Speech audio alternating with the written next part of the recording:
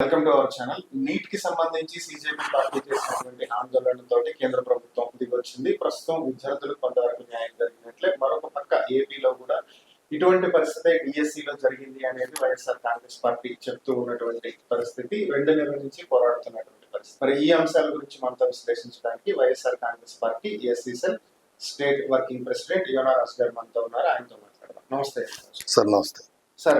డిఎస్సికి సంబంధించి మీరు గత కొద్ది కాలం నుంచి మీ పార్టీ చాలా తీవ్రంగా పోరాటం చేస్తుంది. అన్యాయాలు జరిగినాయి, అక్రమాలు జరిగినాయి, పేపర్ లీక్ జరిగింది, డబ్బులు తీసుకుని జాబులు ఇచ్చారు అంటూ రకరకాలైనటువంటి ఆరోపణలు చేస్తూ వచ్చారు. అలాగే కొంతమంది స్టూడెంట్స్ జగన్ గారిని కలవటం జరిగింది. స్పోర్ట్స్ కోటాలో కూడా చాలా వరకు అక్రమాలు జరిగినాయి అని చెప్పి మీరు గతంలో స్పోర్ట్స్ లో ఉన్నటువంటి వ్యక్తి మీరు. సో దీన్ని బేస్ చేసుకుని అసలు రియాలిటీ ఏంటి, ఏం జరిగింది ఏంటి అనేది మీకు చెప్పలేదు సార్. ఇప్పుడు జగన్మోహన్ రెడ్డి గారు ఇంచుమించుగా పదవి పోయి 2 సంవత్సరాలు అయినా పదవిలో ఉన్నట్టే ప్రతి సమస్య మీద జగన్మోహన్ రెడ్డి గారు అనే వ్యక్తి భావితరాల భవిష్యత్తు నాయకుడు. ఎందుకంటే నేను ఎందుకు చెప్తున్నానంటే జగన్మోహన్ రెడ్డి గారి గురించి వినుకొండ గవర్నమెంట్, మా వైసీపీ గవర్నమెంట్ పోయి వినుకొండ నుండి స్టార్ట్ చేసి శ్రీకాకుళం వరకు ప్రజెంట్ ఎక్కడ చూసినా ప్రతి ఉద్యమంలో జగన్మోహన్ రెడ్డి గారు వెళ్ళిన తర్వాతే అక్కడ వ్యక్తులకు కానీ ప్రజలకు కానీ వ్యవస్థలకు కానీ న్యాయం జరుగుతుంది. అది నగ్న సత్యం. బట్ ఒకసారి మనం ఢిల్లీ విషయం మాట్లాడుకున్న తర్వాత మన రాష్ట్రంలోకి వద్దాం సార్. మరి ముఖ్యంగా సిజేపీ అనే ఒక వ్యవస్థ పెట్టి, అతను కూడా దళితుడు, బట్ దళితుడు అవటం వల్లనేమో మరి అతన్ని హైలైట్ చేయట్లేదు. నేను ముఖ్యంగా ఈ 2 అంశాల మీద మాట్లాడతాకి మన ఛానల్ దగ్గరికి ఎందుకు వచ్చానంటే, భావితరాల భవిష్యత్తు కోసం చట్టాలు, న్యాయాలు, గవర్నమెంట్ అన్ని పనిచేయాలి. బట్ అక్కడ ఇంచుమించుగా మొన్న నీట్ ఎగ్జామ్ రాసిన వాళ్ళు 22 లక్షల మంది, దాంట్లో 13,50,000 చిల్లర మహిళలు, 9.5 లక్షల మంది పురుషులు ఉన్నారు. దీనికి 22 లక్షల మంది భవిష్యత్తు మేము డాక్టర్లు అవ్వాలి, రాష్ట్రానికి కానీ దేశానికి కానీ మేము సేవలు అందించుకోవాలి, అట్లాగే సైమల్టేనియస్ గా మా ఫ్యామిలీకి మేము సపోర్ట్గా ఉండాలని, వారు తింటాకి ఉంటాకి లేకపోయినా ఎవరి దగ్గర ఫీడింగ్ తీసుకున్నా మినిమం సంవత్సరం, 2 సంవత్సరాలు, 3 సంవత్సరాలు, 4 సంవత్సరాలు, కొన్ని సంవత్సరాల మట్టి, కొన్ని నెలల మట్టి వాళ్ళు కోచింగ్ తీసుకొని నీటి పరీక్ష రాస్తే కేంద్రంలో ఉన్న కూటమి అంటే మోడీ గారి సర్కారు ఒకసారి పెట్టారు, ఏదో సినిమా షూటింగ్ లాగా లేదు ఇది రద్దు అయిపోయింది, మళ్ళీ నెక్స్ట్ టేక్ అన్నట్టు మరలా పెట్టారు, మరలా రద్దు అంటున్నారు. అయితే ఈ అన్ని విషయాల మీద సిజేపీ పార్టీ, అమెరికాలో ఉన్న వ్యక్తి, పార్టీ అధినేత, అంబేద్కర్ పుస్తకం పట్టుకుని ఒక దళితుడైన వ్యక్తి ఈ దేశానికి ఢిల్లీ వచ్చి అతను కొన్ని నెలలు ఉద్యమం చేస్తే ఒకరోజు అంటే వీళ్ళేమి తీవ్రవాదులు కాదు, ఉగ్రవాదులు కాదు, అట్లా పోల్చుకుంటే వీళ్ళ దగ్గర ఆయుధాలు కూడా వాళ్ళు నిరసనే వ్యక్తం చేసుకుంటాకి ఫేస్బుక్ ద్వారా, ట్విట్టర్ ద్వారా, ఇన్స్టాగ్రామ్ ద్వారా వారు మేము ఈ సమస్య మీద పోరాడుతున్నాం, అప్పటికే పోరాడుతూ ఉన్నారు అక్కడ. మేము ఈ సమస్య మీద పోరాడుతున్నాము, ఆసక్తి గలవారు, నిరుద్యోగులు, మరి ముఖ్యంగా నీట్ ఎగ్జామ్ రాసిన వాళ్ళు అవకాశం ఉంటే రండి అని అతను ఒక మెసేజ్ పెట్టాడు. అంటే లక్షల మంది వచ్చారు. అంటే లక్షల మంది రావడం మీన్స్ ఏంటి? ఈ కూటమి, దేశంలో ఉన్న మోడీ గారు కూటమి ప్రభుత్వం 3వసారి అయ్యి జనాలకి విసుకొచ్చి విద్యార్థులు విప్లవాత్మకంగా లక్షల మంది వెళ్ళారు. అక్కడికి లక్షల మంది వెళ్ళి వారిని నిరసన తెలియజేస్తున్నారు. పోనీ వీళ్ళు పోలీసు వారిని, అక్కడ ఉన్న గవర్నమెంట్ సిబ్బందిని తోసుకుంటూ లోపలికి వెళ్ళారు అనుకుంటే వారిదే కదా పార్లమెంటు, వీళ్ళకి కూడా రైట్స్ ఉన్నాయి కదా సార్. ఇప్పుడు అక్కడే పార్లమెంట్ సెషన్స్ జరగట్లేదు కదా, పార్లమెంట్ ఏం లేదు, పార్లమెంట్ భవనాన్ని ముట్టడించారు, తప్పేముంది, వీళ్ళు పక్క దేశం వాళ్ళు ఏం కాదు కదా, లోపలికి వెళ్తారు, కూర్చుంటారు. మరి అంత స్పీడ్గా అక్కడ ఉన్న వ్యక్తుల్ని, మహిళలని చూడకుండా కాళ్ళతో కొట్టి మొహం మీద, చెస్ట్ మీద, రకరకాల ప్లేసుల్లో వాళ్ళు పోలీసు వాళ్ళు వాళ్ళని ఇట్లా పట్టుకోవడం, ఆ వీడియోస్, విజువల్స్ చూసుంటారు. నేను అనేది ఏంటంటే, భావితరాల భవిష్యత్తు కోసం రాజకీయ పార్టీలు, భావితరాల భవిష్యత్తు కోసం గవర్నమెంట్లు ఉన్నప్పుడు వారి హక్కులను వాళ్ళు రాజ్యాంగబద్ధంగా నిరసన వ్యక్తం చేస్తున్నారు, వారి దగ్గర ఆయుధాలు ఏమి లేదు. మరి అలాంటప్పుడు వాళ్ళ హక్కులను మీరు ఎలా కాలు రాస్తారు? సరే, ఇది కట్ చేస్తే ఫ్యాక్షన్ ఆఫ్ సెకండ్లో మోడీ గారు చరిత్రలో ఎన్నడో విధంగా, ఏమి లేని విధంగా అసలుకి ఒక ఏమంటారు వీడియో కాన్ఫరెన్స్ ఏమి లేకుండా ఒక వాట్సాప్లో పెట్టి ఏది జనాలను పక్కదో పట్టిస్తాయి. ఒక వాట్సాప్లో అయ్యా ఇదంతా మేము వెంటనే ఖండిస్తున్నాము, ఇదంతా నాకు తెలియదు, ఎవరైతే అర్హులైన వారికి మేము మరలా ఎగ్జామ్ పెడతాము, బట్ ఎక్కడైతే అక్రమాలు, ఎక్కడమైతే పేపర్ లీకేజ్ ఉందో మీ అన్ని ఇది సిబిఐ దర్యాప్తు జరుగుతోంది, ఇమీడియట్ గా ఇచ్చేస్తామని చెప్పి మీరు అట్లా ఆగండి అని చెప్పి అక్కడ చనిపోయిన వాళ్ళకి వీళ్ళేమి పరామర్శలేదు, చనిపోయిన వాళ్ళకి ఎక్స్గ్రేషియా ఏమి లేదు, చనిపోయిన కుటుంబాలకి ఫలాంది ఇస్తామని గ్యారంటీ లేదు, ఏమీ లేదు. బట్ ఉద్యమాన్ని ఇంకా ఉధృతం అవుతుంది కాబట్టి, వాళ్ళు ఉద్యమం విరమించలేదు కాబట్టి, సిజేపీ పార్టీ వాళ్ళు ఢిల్లీలోనే కూర్చున్నారు కాబట్టి ఉద్యమాన్ని ఆపడానికి ఈయన ఒక వాట్సాప్ వీడియో రిలీజ్ చేశాడు. దాన్ని కోట్ల మంది లక్షల మంది చూశారని బీజేపీ వారు చెప్పుకుంటున్నారు. నేను అనేది ఏంటంటే, మీరు ఉద్యమాన్ని నీరుగార్చడానికి వెంటనే వాట్సాప్ లో ఒక వీడియో రిలీజ్ చేసి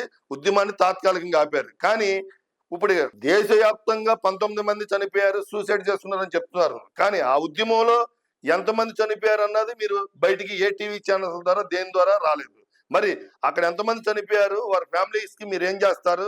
భావితరాల భవిష్యత్తుకి మేము అండగా ఉన్నాము, నేను టీ అమ్మి వచ్చాను, అంబేద్కర్ నా దేవుడు అని మీరు అంబేద్కర్ గారికి సాష్టాంగ నమస్కారం పెడుతున్నప్పుడు రాజ్యాంగబద్ధంగా మరి మీరు అక్కడ వ్యవహరించిన తీరు మాకు హేయకరంగా ఉంది. ఎందుకంటే వారు రేపటి భావితరాల భవిష్యత్తు అని మీరు చెప్తూ ఉన్నారు. మరి ఆ ఫ్యామిలీస్ కి మీరు ఏం చేస్తారు? వారికి తింటా కొంటాకి మరి లేని స్థితిలో నీట్ ఎగ్జామ్ రాశారు. వారి ఫ్యామిలీస్ కి మీరు, నా డిమాండ్ ఏంటంటే, వైఎస్ఆర్సీపీ ఎస్సీసీఎల్ వర్కింగ్ ప్రెసిడెంట్ గా నా డిమాండ్ ఏంటంటే, ఎవరైతే చనిపోయారో నీట్ ఎగ్జామ్ లో పార్టిసిపేషన్ చేసి మీరు అక్కడ ఉద్యమాల్లో పార్టిసిపేషన్ చేసి సూసైడ్ చేసుకున్న వాళ్ళు కానీ, ఆ ఉద్యమంలో చనిపోయిన వాళ్ళకి కానీ 5 కోట్లు ఎక్స్గ్రేషియా ఇచ్చి వారి ఫ్యామిలీకి ఒక ఉద్యోగం ఇవ్వాలని నేను డిమాండ్ చేస్తున్నా కేంద్ర ప్రభుత్వాన్ని. మీరు ఇప్పుడు వీళ్ళ మీద కేసులు పెట్టారు, కేసుల గురించి ఏం మాట్లాడట్లా. మరి వారు మీరు పెట్టిన చట్టాల్లో వీరి మీద కేసులుంటే రేపొద్దున ఏ ఉద్యోగానికి అనర్హుడు. మరి ఆ ఉద్యోగానికి అనర్హుడు అన్నప్పుడు మీరు వెంటనే ఆ వీడియో క్లిప్పింగ్ లోనే దోషుల్ని మేము శిక్షిస్తామని చెప్పినప్పుడు, ఈ మీద దేశవ్యాప్తంగా ఈ నీటి మీద ఎవరైతే ఉద్యమం చేశారో వాళ్ళ మీద కూడా కేసులు ఎత్తేస్తున్నాము అని మీరు ఎందుకు చెప్పలేకపోయారు? సరే, మీరు ఇప్పుడు చట్టం తీసుకొచ్చారు, చట్టాలు మీకే కదా చుట్టాలు. ఇప్పుడు ఏం చట్టం తీసుకొచ్చారు? ఎవరైతే లీకేజ్ గా ఎవరు ఇచ్చారో వారిని మేము శిక్షిస్తాము. ఇక్కడ చట్టంలో ఏంటి?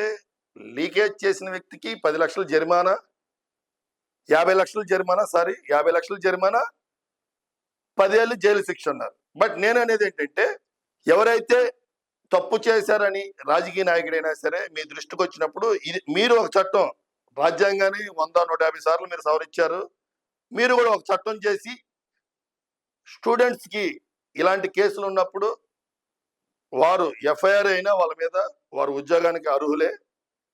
ఇతను తప్పు చేశాడని కోర్టు తెలిసినప్పుడు దాన్ని మీరు రద్దు చేయండి. ఇది అతని ఎలిజిబిలిటీ లేదని చెప్పండి. అదేవిధంగా మీ రాజకీయ నాయకుడు మీ పార్టీలోనే, ఏ పార్టీలో ఉన్న రాజకీయ నాయకుడైనా ఇలాంటి స్కామ్ చేసినప్పుడు పార్టీ నుండి సస్పెండ్ చేయండి, ఒక జీవో తిండి. పార్టీ నుండి సస్పెండ్ చేసి అతను చేయలేదన్నప్పుడు మరలా పార్టీలోకి తీసుకోండి. అంటే భావితరాల భవిష్యత్తు కోసం మరి నేను చెప్పే విధానం ఏంటంటే, మీకు ఒక న్యాయం, స్టూడెంట్స్కి ఒక న్యాయం ఉండకూడదు, అందరికీ ఒకే న్యాయం ఉండాలి. ఇప్పుడు నేను స్పోర్ట్స్ కోటాలో నేను ఉమ్మడి కృష్ణా జిల్లా kabaddi association general secretary, state joint secretary. నేను స్పోర్ట్స్ కోటాలో జాబ్ జాయిన్ అయ్యా. నేను లీవ్ పెట్టి మాలలందరూ వైఎస్ఆర్సీపీతో ఉన్నారని ఒక ప్రెస్ స్టేట్మెంట్ ఇచ్చా. ఫ్యాక్షన్ ఆఫ్ సెక్రటరీలో Yonaraju so and so remove the from service అని నాకు వెంటనే లెటర్ పంపించారు. అంటే గవర్నమెంట్ ఉద్యోగం కానీ, మొన్న ట్రైనింగ్ ఐపీఎస్ ఏ లైంగిక ఇది అనగానే వెంటనే కేసు కట్టి రిమైండ్ చేశారు. నేను చెప్పేది ఏంటంటే, 20-30 సంవత్సరాలు మేము కష్టపడి ఎగ్జామ్ రాసి స్పోర్ట్స్ కోటాలో మేము కష్టపడి జాబ్ వస్తే ఫ్యాక్షన్ ఆఫ్ సెకండ్లో మేము వైసీపీకి ఉన్నామంటే, జగన్మోహన్ రెడ్డి మాకు ప్రేమ, ఆయన మాకు ప్రాణం. నేను కమ్యూనిటీ లీడర్ని, కుల సంఘం ఉద్యోగస్తుడైనా కుల సంఘం చేసుకోవచ్చు. ఆయన మా కమ్యూనిటీ లీడర్ కాబట్టి, మా కమ్యూనిటీకి అందుబాటులో ఉన్నాడు కాబట్టి, పేడా బడుగు బలైన వర్గాలకి ఆయన ఆశాజ్యోతి కాబట్టి నేను స్టేట్మెంట్ ఇచ్చా. ఫ్యాక్షన్ ఆఫ్ సెకండ్లో రిమూవ్ ఫ్రమ్ ద సర్వీస్ అంటే, సరే మరి మీరు పెట్టిన చట్టమే రాజకీయ నాయకుడు పెట్టండి. నేను అడిగేది ఏంటంటే, సరే మీ చట్టాన్ని నేనేం కాదంట్లా, మీరు 100-150 సార్లు రాజ్యాంగాన్ని సవరించారు కదా, ఇప్పుడు ట్రైనింగ్ ఐపీఎస్ని ఎట్లాగో రిమైండ్ చేశారు, నన్ను ఎట్లాగో రిమూవ్ ఫ్రమ్ సర్వీస్ చేశారు, అదే రీతిలో ఎవరైతే స్కామ్ చేస్తున్నారో వాళ్ళు కూడా తాత్కాలికంగా సస్పెండ్ చేయండి పార్టీలోండి. మీరు ఒక చట్టం చేయండి, ఎవరికైతే ఎలాంటి కేసులు ఉన్నాయో స్టూడెంట్స్ వాళ్ళ భవిష్యత్తు పోకుండా వారికి మీరు ఒక చట్టం కల్పించి, ఎఫ్ఐఆర్లో ఉన్నా సరే అతను దోషి అని తెలిసినప్పుడు అతను మేము శిక్షార్హుడిగా భావిస్తామని మీరు ఒక చట్టం చేయండి, అప్పుడు మేము హర్షిస్తాం. అంతేకాకుండా మీకు ఒక న్యాయం, భావితరాల భవిష్యత్తు స్టూడెంట్స్కి ఒక న్యాయం అంటే మేము చూస్తూ ఊరుకోము. భావితరాల గురించి మేము కూడా ఫైట్ చేస్తూ ఉంటాం. మా నాయకుడు భావితరాల భవిష్యత్తు నాయకుడు. ఎందుకంటే వైఎస్ జగన్మోహన్ రెడ్డి అనే వ్యక్తి ఒక శక్తి. ఈ రాష్ట్ర భవిష్యత్తు సీఎంగా ఉన్నా లేకపోయినా ఈ రాష్ట్రానికి ఈ దేశానికి దిక్సూచి నాయకుడు వైఎస్ జగన్మోహన్ రెడ్డి గారు. ఇంచుమించుగా మన రాష్ట్రంలోకి వస్తే అక్కడ కూటమి నాయకులకి కేంద్ర మినిస్టర్ని రిజైన్ చేపించారు. అది కూటమి ప్రభుత్వమే. మరి ఇక్కడ రాష్ట్రంలోకి వచ్చేసరికి డిఎస్ఏ స్కాము పెద్ద స్కాము. ఇంచుమించుగా 16,367 ఉద్యోగాలు 2025 జియో నెంబరు 74గా మీరు రిలీజ్ చేశారు. అప్పటి నుండి స్టూడెంట్స్ అనేక మార్లు ఉద్యమాలు ధర్నాలు చేస్తున్నారు, మీరేం పట్టించుకోవట్లా. ఎవరైతే ఇంచుమించుగా 16,367 ఉద్యోగాలు మీరు అనౌన్స్మెంట్ చేశారు, ఇంచుమించుగా దీన్ని 3,30,000 మంది అభ్యర్థులు రాశారు. దాంట్లో కోట్ల వ్యవహారాలు, లక్షల కోట్లు చేతులు మారాయి. ఏది ఇంచుమించు పోస్ట్కి ఒక 30 లక్షలు 40 లక్షలు. ఇది నగ్న సత్యం. ఈ వీడియోస్ ఉన్నాయి. బట్ ఎవరికైతే డిఎస్సి అభ్యర్థులకి మీరు పదే టీడీపీ వారు ఏం చెప్తున్నారంటే వైసీపీ నాయకులకి పని పాట లేదు, దుమ్మేయటమే టీడీపీ మీద, అభివృద్ధి అనే దాన్ని మేము ముందుకు తీసుకెళ్తుంటే వైసీపీ నాయకులకి పని పాట లేకుండా మీరు రాళ్ళేస్తున్నారు, అది ఇదని మీరు మాట్లాడుతున్నారు. అయ్యా టీడీపీ కూటమి నాయకులకి నేను ఒకటే చెప్తున్నా, మీరు 3,30,000 మంది జీవితాలని బలంగా పెట్టి వారు ఎగ్జామ్స్ రాస్తే ఈ టీచర్ పోస్ట్ డిఎస్ఏ మీన్స్ ఏంటి సార్? వీళ్ళంతా బీపీడి, ఎంపీడి, దీనికి స్పోర్ట్స్ వాళ్ళకి సపరేట్గా ఇది ఒక ఏమంటారు కాలేజ్ ఉంది, అది చేస్తేనే ఈ డిఎస్ఏకి ఎలిజిబుల్. వీరికి స్పోర్ట్స్ సర్టిఫికేట్లు ఉంటాయి. స్పోర్ట్స్ సర్టిఫికేట్లు ఉన్నప్పుడు ఈ జియో నెంబర్ 74 వదిలినప్పుడు ఏం చేశారంటే స్పోర్ట్స్ మ్యాన్కి 2% ఉంది రిజర్వేషన్, అందరితో పాటు ఎగ్జామ్ రాయాలని మెన్షన్ చేశారు. దాంట్లోనే 74లో జియో నెంబర్ 74లో 2% స్పోర్ట్స్ మ్యాన్కి ఉందంటే అందరూ స్పోర్ట్స్ మ్యాన్లే, వాళ్ళందరూ రాసిన వాళ్ళు అందరూ మంచి వాళ్ళే, అందరూ స్పోర్ట్స్ మ్యాన్లే. బట్ వీళ్ళు మెన్షన్ చేసింది ఏంటంటే 2% అందరూ ఎగ్జామ్ రాయాలని ఆ జీవోలు ఇచ్చారు. వీళ్ళు అదే జీవోలో నేషనల్ ప్లేయర్స్, ఇంటర్నేషనల్ ప్లేయర్స్, మెడలిస్టులకి ఎగ్జామ్ లేదని ఆ జీవోలు ఇస్తే కూడా ఉండదు. వీళ్ళు జియో నెంబర్ 74లో 2% అందరూ ఎగ్జామ్ రాయాలని వీళ్ళు 3,30,000 మందికి ఉద్యోగాలు పెట్టి తర్వాత జియో నెంబర్ 447 రిలీజ్ చేసి స్పోర్ట్స్ కోటాని 2 నుండి 3కి పెంచారు. పర్సెంటేజ్ పెంచి వీళ్ళకి సంబంధించిన స్పోర్ట్స్ మ్యాన్ ఎవడైతే ఉన్నాడో inter collegiate, inter university, inter district అంటే ఇవన్నీ జిల్లాకి కింద స్థాయి సార్. ఈ సర్టిఫికెట్ల వాళ్ళకి వీళ్ళ తాలూకాలందరికి జాబులు ఇచ్చారు. జాబులు ఇచ్చి అక్కడేం గేట్లు ఎత్తారు, వీళ్ళకి జాబులు ఇచ్చి జియో నెంబరు 447 రద్దు చేస్తున్నాం. ఏది వీళ్ళందరూ లోపలికి వెళ్ళిపోయిన తర్వాత రద్దు చేస్తున్నాం, జియో నెంబరు 46 ప్రకారం అందరూ ఎగ్జామ్స్ రాయాలంటున్నాడు. అంటే నేను అనేది ఏంటంటే మీ దగ్గరే అవకతవకలు ఉన్నాయి. ఆ జీవోలు కరెక్ట్ అయినట్టే మీరు ఎందుకు రద్దు చేస్తారు? అవకతవకలు జరగలేదంటే మీరు ఎందుకు రద్దు చేస్తారు? సరే ఇవన్నీ పక్కన పెడితే అంతకుముందు ఉన్న డిఎస్ఏ కన్వీనర్ని మీరు ఎందుకు మార్చారు? అంతకుముందు ఉన్న ప్రశ్నాపత్రాలు వ్యవస్థ చూసే వ్యక్తిని మీరు ఎందుకు మార్చారు? మరి ఈ స్కాము మీరు చేయకపోతే, మీ ఆధ్వర్యంలో జరగకపోతే, సరే ఇవన్నీ పక్కన పెడితే అవుట్ సోర్సింగ్ ఉద్యోగికి ఈ ప్రశ్నాపత్రాలు ఉండే రూమ్ కీస్ ఎట్లా వచ్చినాయి? ఆయనకి ర్యాంకు 1 ఎట్లా వచ్చింది? అంటే ఇవన్నీ ప్రజలు అందరు గమనిస్తూ ఉన్నారు సార్. పిల్లి దాంట్లో ముంతలో పాలు తాగుతూ ఉంటుంటే ఎవరు చూడలేదు అనుకుంటున్నారు. టీడీపీ వారు కూడా ఏమనుకుంటున్నారంటే మేము చేసే స్కామ్ని ఎవరు చూడలేదు అనుకుంటున్నారు. మీరు 3,30,000 మంది జీవితాలతో ఆడుకున్నారు. వారు భవిష్యత్తు రీత్యా దీని మీద సిబిఐ ఎంక్వైరీ చేయమని 2 నెలల బట్టి వైఎస్ జగన్మోహన్ రెడ్డి గారు దీక్షలు, ధర్నాలు, ర్యాలీలు శాంతియుతంగా చేపట్టడం జరుగుతుంది. ఎందుకని వారు ఎవరైతే ర్యాంకు కొట్టారో వాళ్ళకి ఫస్ట్ ర్యాంక్ కార్డులని తర్వాత రద్దు చేసినప్పుడు వీళ్ళకి కార్డులు పోయినా వేరే వాళ్ళకి పిలిచారు. వాళ్ళందరూ వైఎస్ జగన్మోహన్ రెడ్డి గారిని కలిసి ఎక్కడైతే అన్యాయం జరుగుతుందో, రైతుల దగ్గర అన్యాయం జరుగుతుందంటే వాళ్ళు వెళ్ళి సార్ మాకు ఇట్లా అన్యాయం జరిగిందంటే వాళ్ళని పరామర్శిస్తున్నారు సార్. ఇప్పుడు వీళ్ళు విద్యార్థులు ఎవరికైతే డిఎస్ఏలో అన్యాయం జరిగిందో ఇంచుమించు 100-200 మంది హైకోర్టుకి వెళ్ళారు సార్. వాళ్ళందరూ జగన్ సార్ దగ్గరకు వచ్చి సార్ ఇట్లా మాకు అన్యాయం జరుగుతుంది సార్ అంటే జగన్మోహన్ రెడ్డి గారు చెల్లించి రాష్ట్రంలో ఉన్న 175 నియోజకవర్గాల ఇన్ఛార్జీలతో మాట్లాడి వారికి సపోర్ట్ చేయండి. మీరు శాంతియుతంగా కలెక్టర్లకు అర్జీలు ఇవ్వండి. లోకేష్ గారి మీద ఈ మొత్తం వ్యవస్థ మీద సిబిఐ ఎంక్వైరీ చేయించండి. ఇతన్ని రిజైన్ చేయమని ఫస్ట్ మేము అడిగింది, ఇతను రిజైన్ చేయమని మేము అడగలేదు సార్.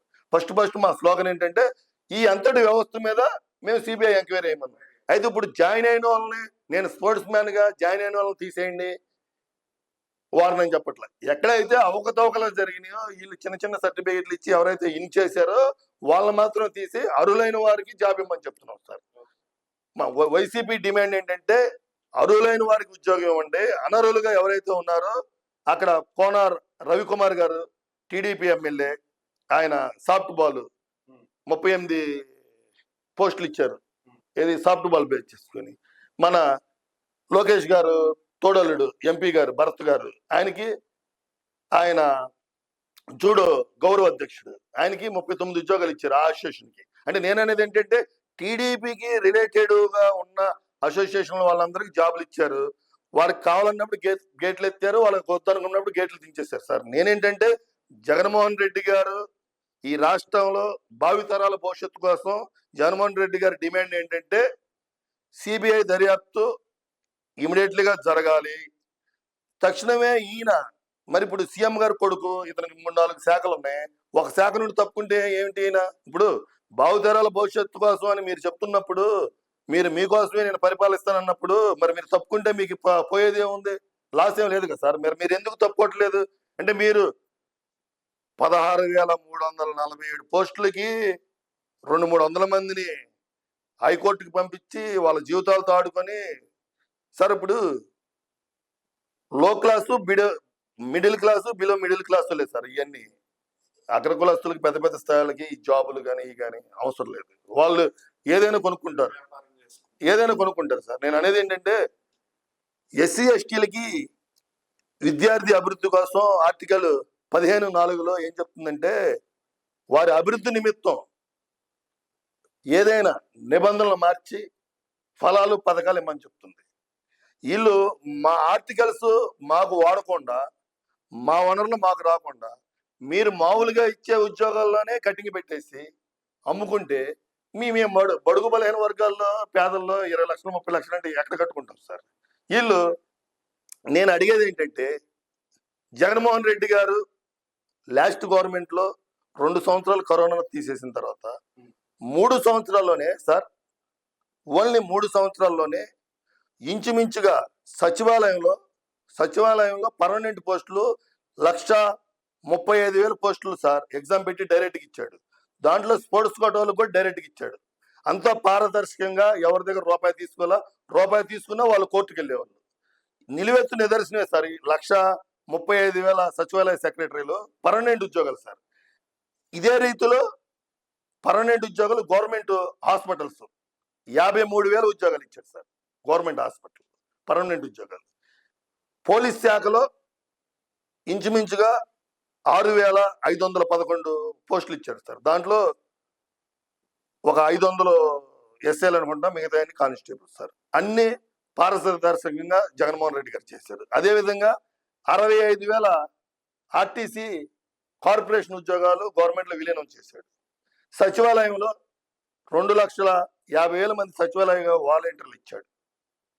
అంటే ఇంచుమించుగా 6 లక్షల ఉద్యోగాలు ఇచ్చి ప్రైవేటు సెక్టార్లో 10 లక్షల ఉద్యోగాలు ఇచ్చాడు. ఎక్కడ రూపాయి తీసుకున్నట్టు మీరు మాట్లాడాల. నేను చెప్పేది ఏంటంటే ఇప్పుడు మేము మాట్లాడట్లా. స్టూడెంట్స్ వచ్చి జగన్మోహన్ రెడ్డి గారిని అడిగి మాకు అన్యాయం జరిగిందని వాళ్ళు ఎవిడెన్స్ చెప్తే మేము ఆ ఎవిడెన్స్ని బట్టి మేము మాట్లాడుతున్నాం. మీరు డబ్బులు అడిగినట్టు 20 లక్షలు 30 లక్షలు అడిగినట్టు సెక్రటరేట్ నుండి ఫోన్లో ఎవిడెన్స్లు అన్నీ ఉన్నాయి. వాళ్ళంతా కోర్టుకు సబ్మిట్ చేశారు. మేము జగన్మోహన్ రెడ్డి గారు 2 సంవత్సరాలు కరోనాతో కాలం పోతే 3 సంవత్సరాల్లోనూ ఈ విప్లవాత్మక నిర్ణయాలు తీసుకున్నాడు. మరి జగన్మోహన్ రెడ్డి గారికి మరి మీకు ఉన్న వ్యత్యాసం అదే. ఎందుకంటే జగన్మోహన్ రెడ్డి గారు భావితరాల నాయకుడండి. ఆయన ఈ రాష్ట్రంలో ఇంచుమించుగా 1,23,00,000 మంది నిరుద్యోగులు ఉన్నారు. మరి మీరు నిరుద్యోగ భృతి ఇస్తున్నారు, మరి వాళ్ళకి ఎప్పుడు ఇస్తారు సార్? మరి విద్యా దీవెన, వసతి దీవెన పెండింగ్ ఉంది. ఇంచుమించుగా ఆ యొక్క ఒకటేమో 910 కోట్లు, ఒకటేమో 950 కోట్లు, ఇంచుమించు ఒక 20 కోట్లు చిల్లర ఉంది. మరి మీరు జగన్మోహన్ రెడ్డి గారి కంటే ఎక్కువ చంద్రబాబు నాయుడు గారు నీకు 15 నీకు 15 నీకు 15 నీకు 15 అని అక్కడ ఎలక్షన్ లో మీరు ఏదో క్యాంపెయినింగ్ చేశారు. జగన్మోహన్ రెడ్డి గారు ఇచ్చే పథకాల కంటే ఎక్కువ ఇస్తాను, సూపర్ 6 సూపర్ 8 అన్నారు సార్. మరి ఎక్కడ? నేను అనేది ఏంటంటే రాష్ట్ర ప్రజలు అందరూ గమనిస్తూ ఉన్నారు. శాంతియుతంగా 2 నెలల మట్టి డిఎస్ఏ మీద మేము ఉద్యమం చేస్తున్నాం జగన్మోహన్ రెడ్డి గారి ఆధ్వర్యంలో. ఇప్పుడు 31 నుండి రేపు 10వ తారీఖు దాకా నీటి మీద మరియు ఎక్కువగా డిఎస్ఏ, ఈ రాష్ట్రంలో డిఎస్ఏ ఎఫెక్ట్ ఎక్కువ ఉంది కాబట్టి డిఎస్ఏ మీద మేము ఉద్యమం చేస్తా ఉన్నాం.